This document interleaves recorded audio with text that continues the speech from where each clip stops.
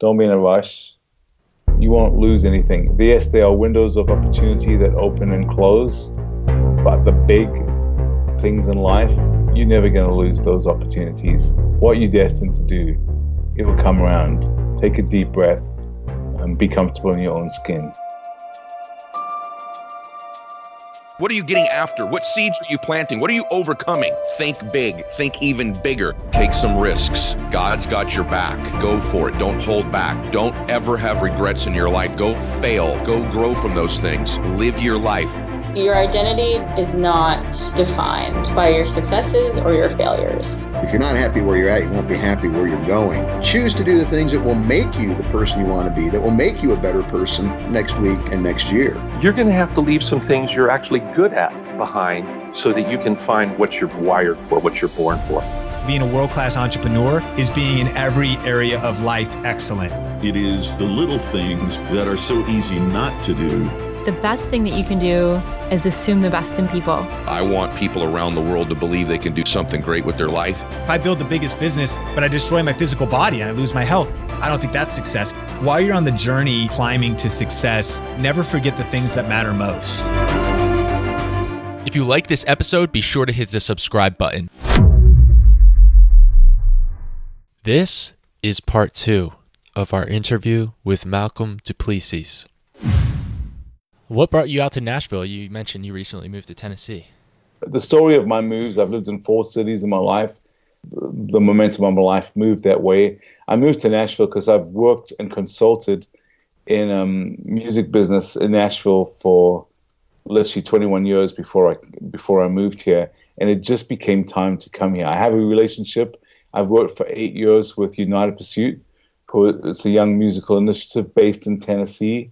And there were 8 reasons. None of them were just like significant reasons that made me want to move to Nashville. But when I aggregated 8 of those reasons together, it was something that I thought about for several years. I've moved 3 times in my life, and each time I've moved, the idea is I just knew I had to move, and then I moved when I just couldn't stay where I was anymore. My circumstance, in each situation, my life circumstances have changed enough. The assignment that I was involved with sort of came to an end, and it was time to move on. I've visited America. I've lived in America for 26 years. I visited America for 40 years. Los Angeles was literally my center of gravity for many years before I lived in the U.S.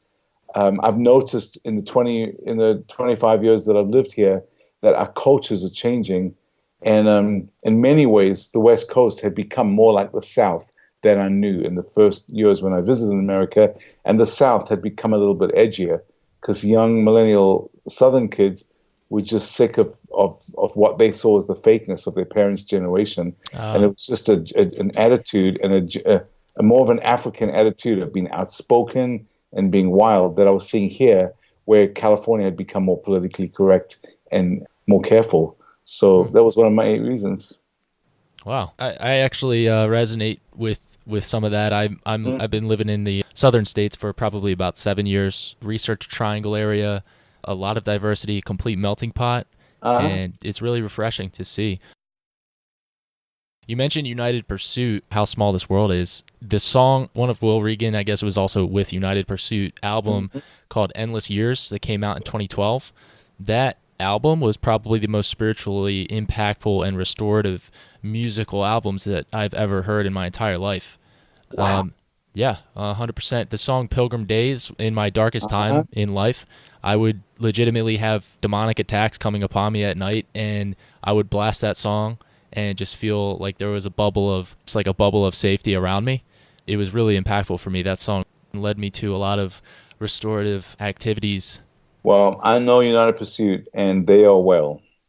In a world of lots of overly ambitious people, lots of manipulating, lots of climbing, what a privilege it's been for me to be involved with a group of young leaders who are not just maneuvering everything, who just are comfortable in their own skin and have been innovative. Every single record is totally different from the previous one. They've just journeyed through the various seasons of life. And I've met, Jonathan, many people with stories like you. And it's It's been one of the great joys of my life. I have learned from those guys when it comes to when we talked about listening and stuff. As an older person who's spent a lot of time with these young kids, I've learned from them and loved them. What is Will Regan like? Will's very quiet. He doesn't speak much. He doesn't feel the need to make things happen. But he's changing. Him and his wife have had a daughter, and having a child always helps people who are more quiet and reserved come out of their shells.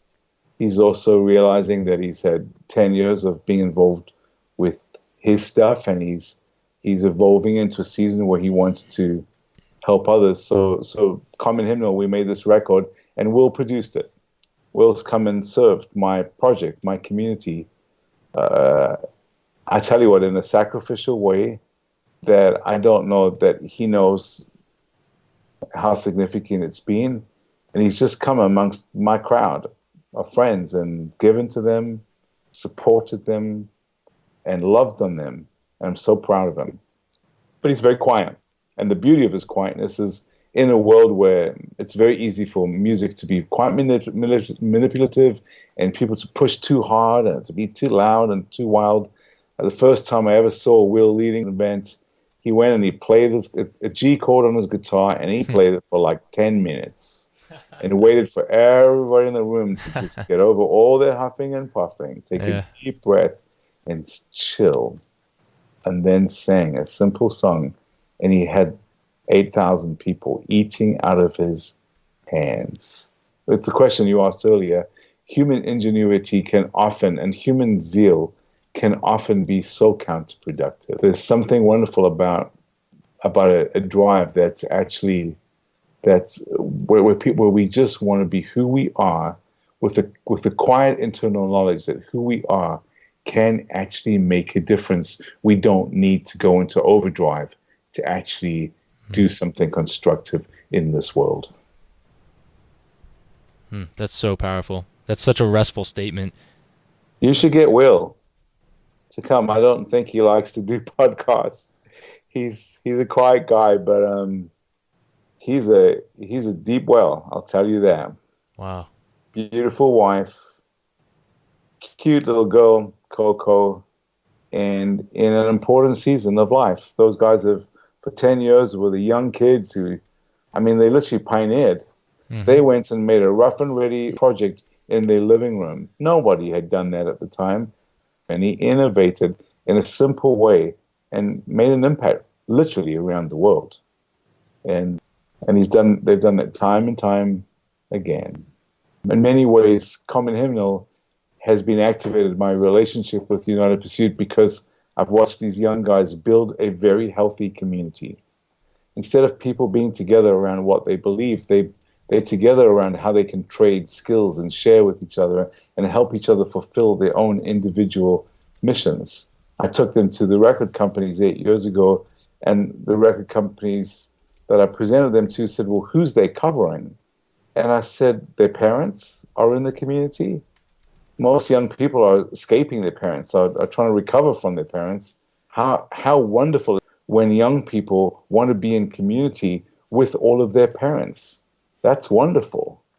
And I've just seen in them, in the community, and I've seen the first fruits of what's happening. There's a movement happening in our world of little United Pursuits everywhere. Young people trying to figure it out with great ideas, building healthy communities. And so Common Hymnal is me thinking, okay, let's reach out to lots of these. Let's find them. Let's encourage them. And let's see these people find support and dignity, because this kind of healthiness can make a significant difference in our society. Yes. Yeah, community. It's funny, I'm actually going to be speaking with him soon.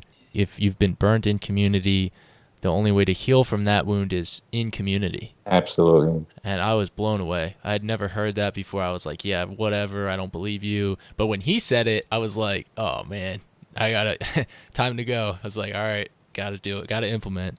But when you said that, yes, right now, I felt it in you, Jonathan, and I just want to encourage you, because as I said in the beginning of this chat, we need a whole new generation of young leaders who are just literally, the only thing they really need is to be comfortable in their own skin, to be comfortable with the loose ends, with their vulnerabilities, with the fact that they haven't got everything figured out. Yeah.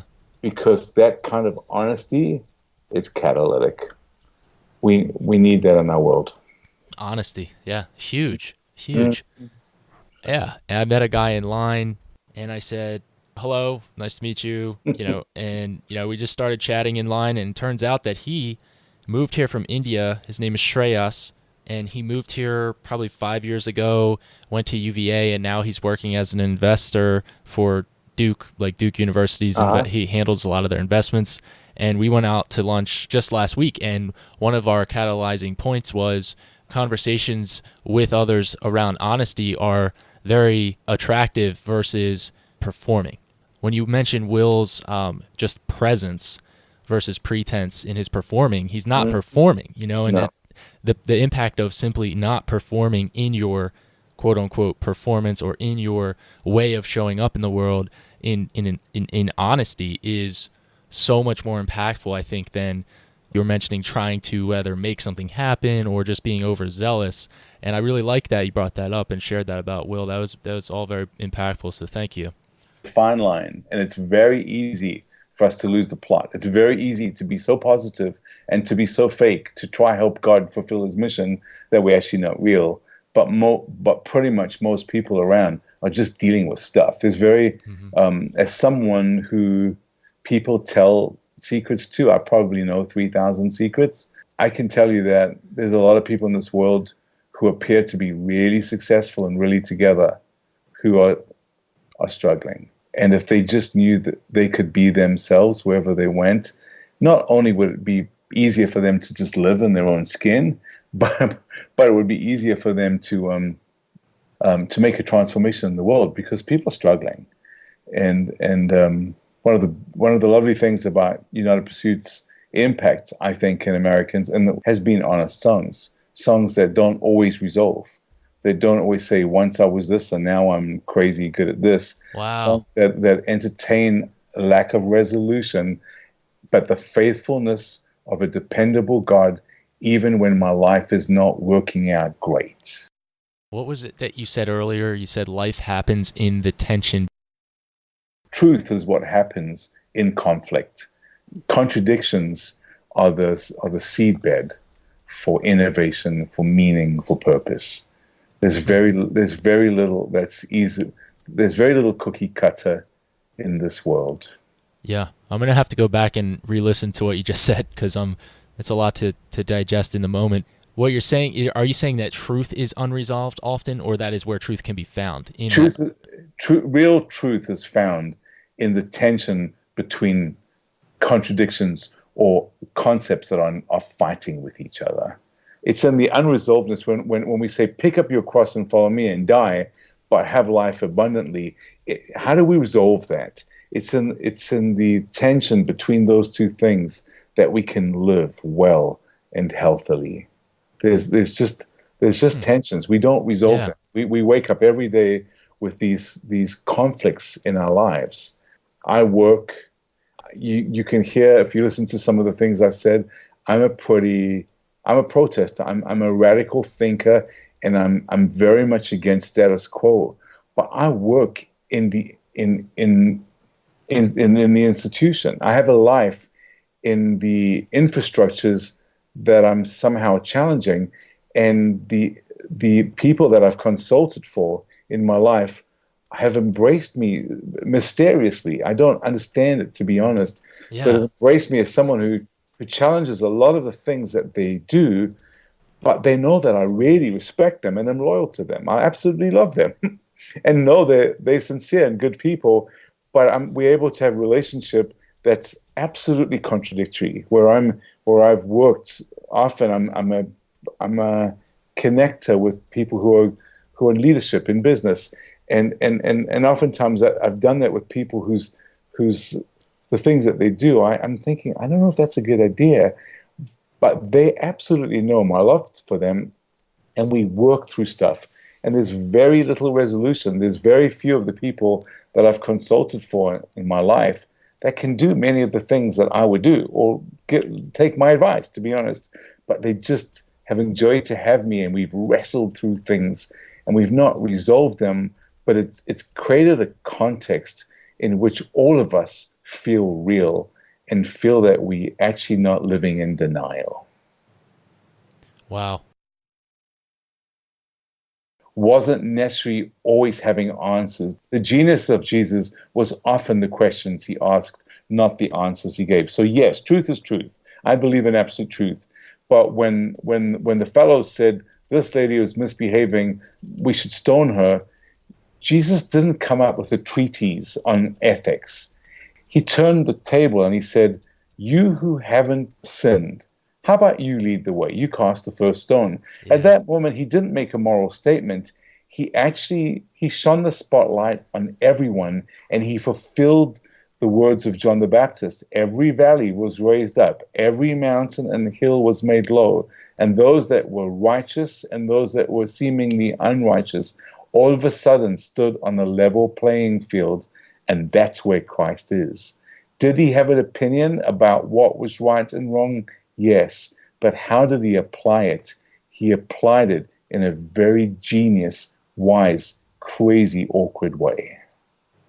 The questions he asked, not the solutions he gave. That is just, if you take nothing else from this entire conversation, just take that and write it down and keep it in your pocket. That's awesome.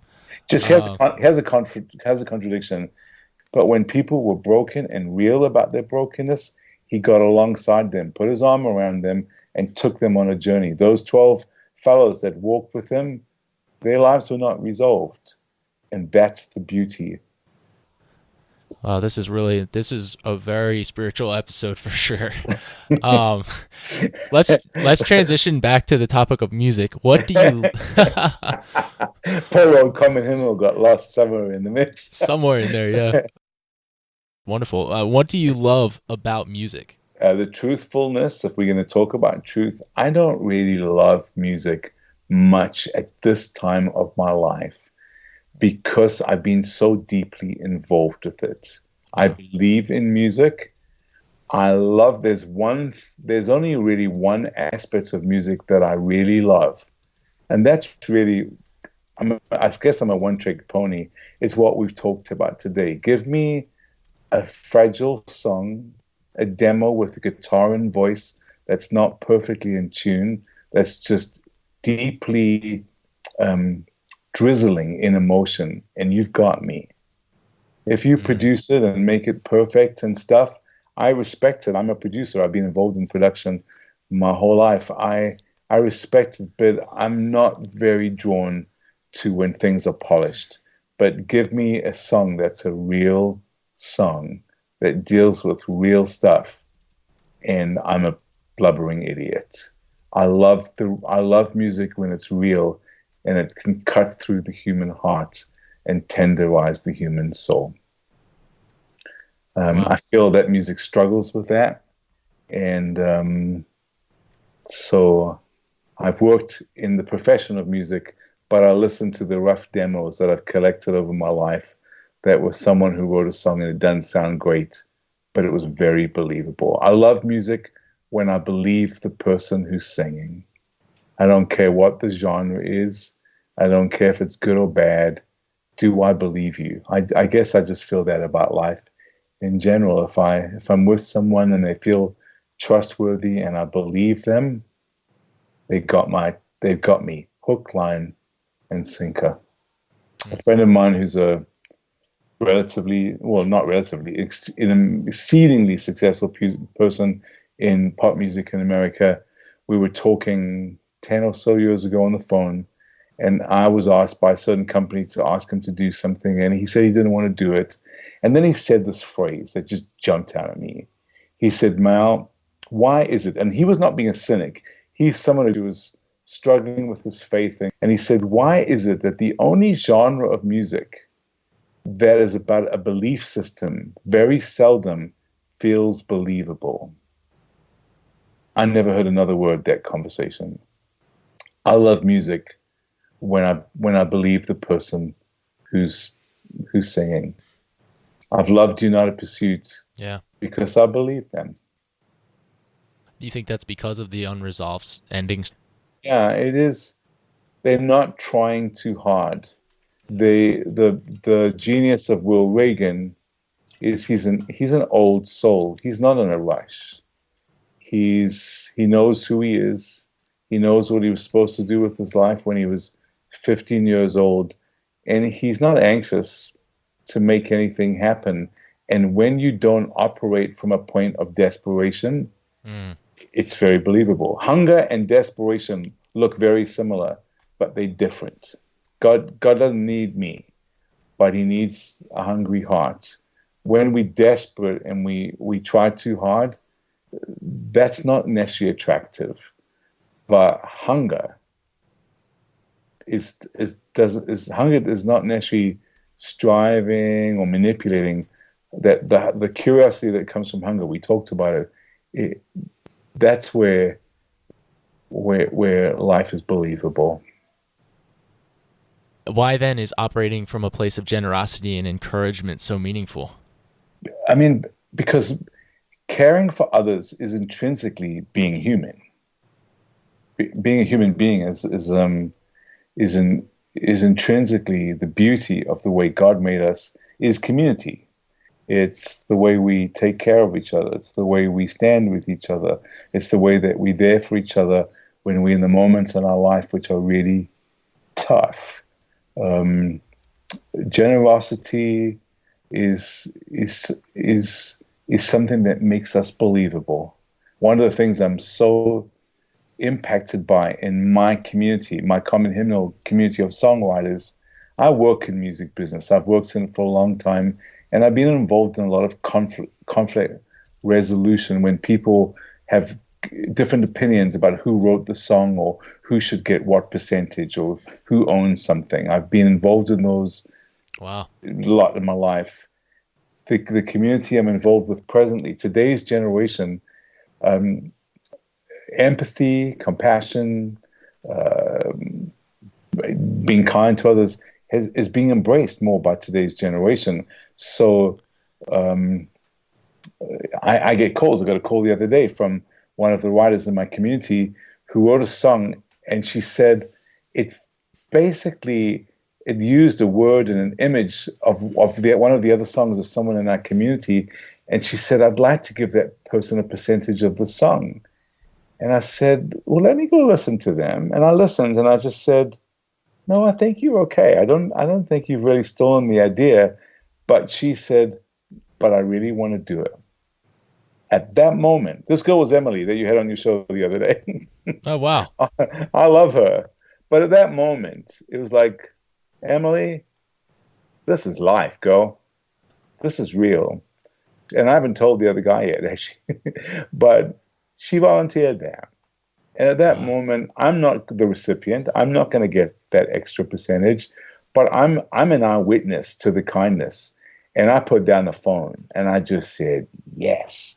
That energy, that makes me want to get up tomorrow morning and carry on going. When we think about others and other people's well-being, it just makes everybody else feel all the richer. And you were also blessed by that generosity just in being in between there. Uh-huh. And the guy that she wanted to give to, just 2 weeks previously, another group of writers who'd written a song with him. Well, he wasn't involved with the song, but he was kind of involved. They called me and said, I think we need to give him a percentage too. So I'm about to make him a second call to say, by the way, you've got another percentage of another song that you weren't actually involved in writing. And he's someone who's crazy talented, crazy good person. But he never made it. He should have made it 10 years ago in a big way. And his talent hasn't opened the doors that he has. And he's at a season of reflection and, a little bit of regret and questioning where he's got to.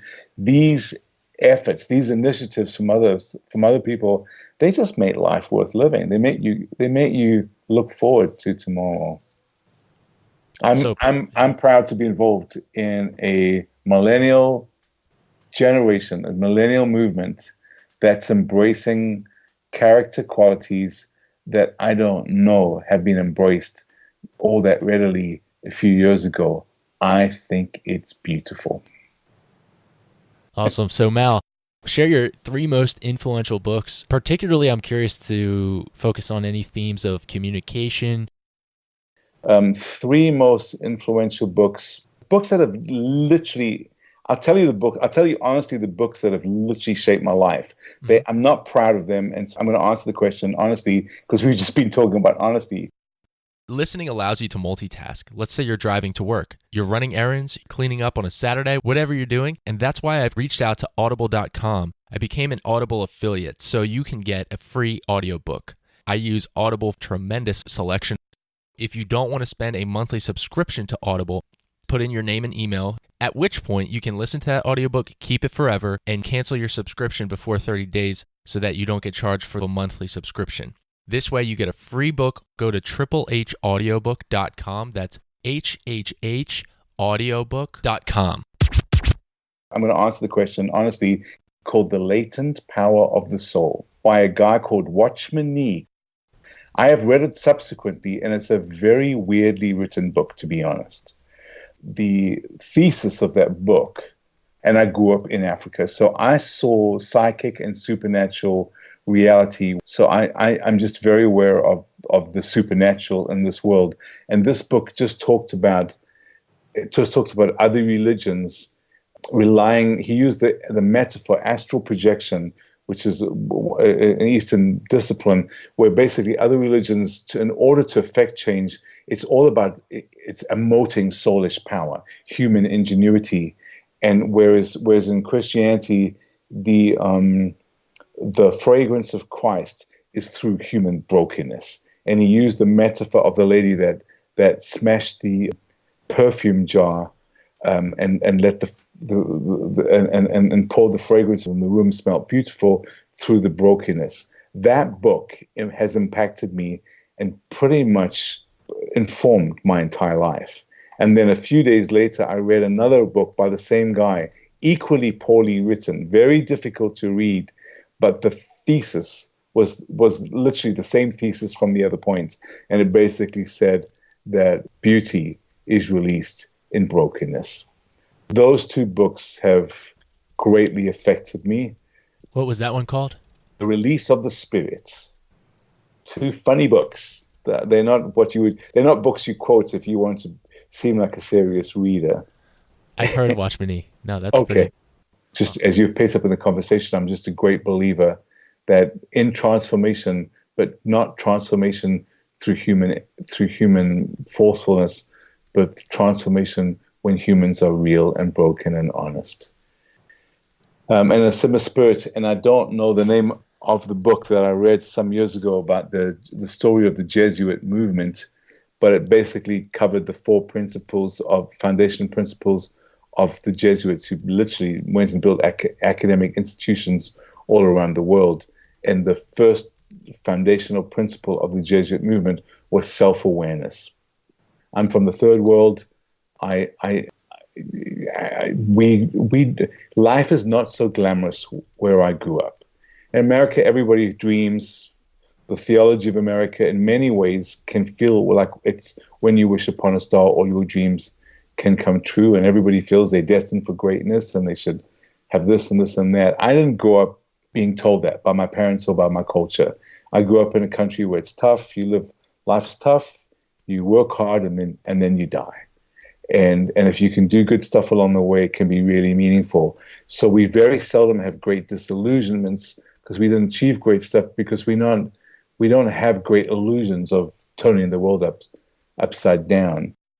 I've lived here for 26 years, and I spent a lot of time with people who are struggling and are disappointed with where their life's gone. And in many ways, I just wish I could take them to the third world for a dose of underwhelmingness. But I read this book by the Jesuits, and when the treatment of the cornerstone of self-awareness being a critical part of transformational leadership, I found very impactful. But I don't remember the name of the book. No worries. But I read it 3 times, I think. I'll text it to you, and you can add it to this podcast after the fact. And I'll go look at my shelf, and I'll tell you what it's called. Earlier in the interview, Mal, you mentioned you wouldn't change anything in your life. Yes. For the sake of honoring the template that I have on my Microsoft Word. No. I just I'm not going to skip the question because I know a lot of people love it, including myself. If you were to be mentoring a younger person, if you could go back in time and you saw your younger self sitting on a park bench overlooking a body of water, and you came up and you could sit down on the bench, you had 60 seconds to sit with your younger self, put your arm around your own shoulder, what would you tell young Mal and why? I think about this pretty much every day of my life. I would say go slower. The theme of this conversation. Don't be in a rush. You won't lose anything. Yes, there are windows of opportunity that open and close, but the big things in life, you're never going to lose those opportunities. What you're destined to do, it will come around. Take a deep breath and be comfortable in your own skin. You're going to be fine. Boom. Malcolm du Plessis, thank you so much for gracing the show with a wildly in-depth conversation about spirituality, some politics in the beginning, as well as talking to us about Common Hymnal, as well as sharing so honestly about your life and where you are now. So we just want to acknowledge you for that and thank you. Thanks, Jonathan. How can we connect with you after the show? I've never been on social media in my life. I'm like a little social media myself. So I'm not online, but I blog, I suppose, at commonhymnal.com. The fingerprints of my life over that initiative. Those young guys and girls, I'm involved with them. So that's where I'm present. That's my final project, I think, for this, the rest of my life is this particular venture. Common Hymnal. Mm-hmm. We started a podcast. I don't. Do I want to do podcasts every day? I'm not sure, but I've done a few in the Common Hymnal space. That's where I'm. That's my crown. That's my crew, and that's where I'm the surrogate uncle who's helping a bunch of young guys and girls find their place in this world. Everything, /Common Hymnal, youtube.com/Common Hymnal, Instagram, Facebook, all the usual places. We have a podcast on Apple and on Spotify.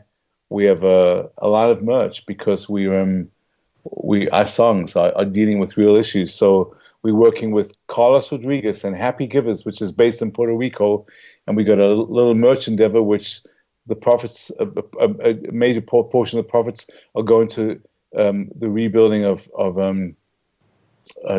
Puerto Rico after the horrendous hurricane, and all of those T-shirts and stuff are like, we got a song. We're releasing a song every 2 weeks, beginning this Friday, and the next song is "He Is Time," which comes out in 2 Fridays' time, and it's a song about worshiping God in the context of a life of being sexually abused. And the key line with that T-shirt, our merch, says, "You're not what happened. You are more than the shame you were recklessly given." So if you go to our site, you can go engage with the merch and the podcast and stuff. There's a bunch of activities we're doing to just share our story and build a little bit of momentum. Congratulations on making it to the end of this episode. What about this episode stood out to you? Next, I need your help sharing this show. I want this podcast to impact and reach 6,000 people per episode by August 31st, 2019. And I want us to reach 15,000 people per month by March 29th, 2020. Have you been enjoying multiple episodes of The Heart Healthy Hustle? I'm thrilled to share with you an exclusive invitation to join our new Facebook community. To get to know other Heart Healthy Hustlers, simply go to thehearthealthyhustle.com/Facebook, where you can expect to see different members of our community being featured weekly in Facebook Live calls. I appreciate all of your love and support, and I will see you in the next episode. As always, be generous on every occasion. There is a story for you, and live wide open.